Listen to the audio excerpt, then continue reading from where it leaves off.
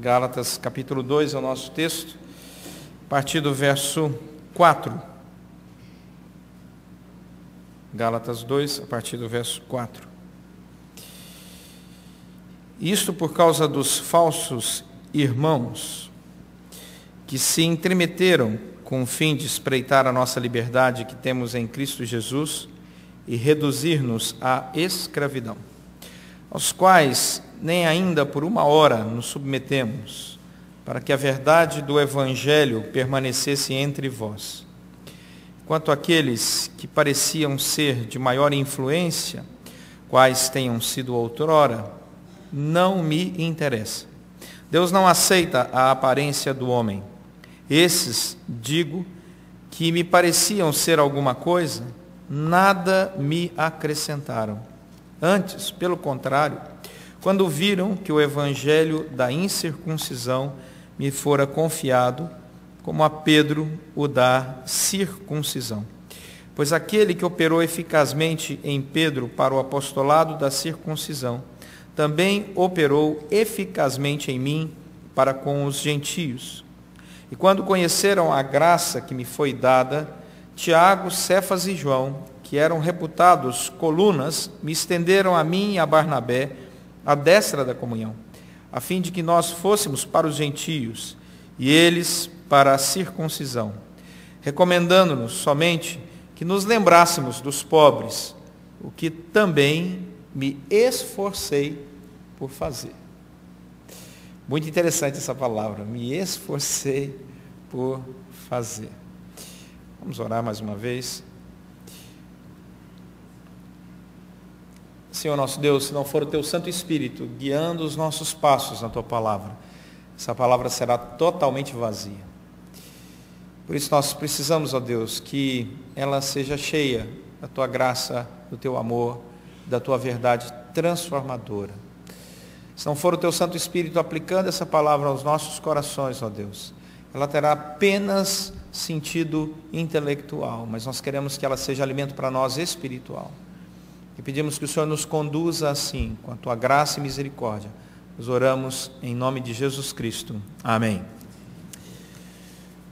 Deixa eu fazer uma pergunta para você, querido irmão e irmã. Nós estamos expondo Gálatas e expondo os versículos, texto a texto, e chegamos aqui nesse texto que é um texto muito pesado. Esse não é um texto assim, muito simples. Esse é um texto mais denso, não é? Mas eu quero fazer uma pergunta para você. Quem é que te influencia? Quem é que te influencia? Tem sempre alguém que na hora do aperto você vai buscar. Tem sempre alguém que te escuta com certa frequência. Você tem uma pessoa que mesmo que você ainda não tenha parado para pensar na influência dela sobre a sua vida, ela te influencia. Por exemplo, Lutero, nos seus momentos de grande dúvida, tinha um padre amigo que o conduzia nas suas dúvidas. E deu no que deu. Ele se tornou reformador da igreja, porque era uma pessoa realmente instruída na palavra, e a grande orientação que ele dava para Lutero, nos momentos mais difíceis da vida de Lutero, era: ore. E Lutero chegava com um monte de dúvidas, e ele falava: olha, Lutero, eu não sei muita coisa não, mas eu quero dizer uma coisa para você: ore, ore. E deu no que deu. João Calvino era um estudante de direito quando ele foi influenciado pelo seu primo. O primo disse a ele, na Universidade de Direito: você deveria pensar um pouco sobre essa nova teologia que está sondando aí, rondando o mundo. E Calvino começou então a andar com esse primo, e que o levou à conversão em Cristo Jesus, e deu no que deu.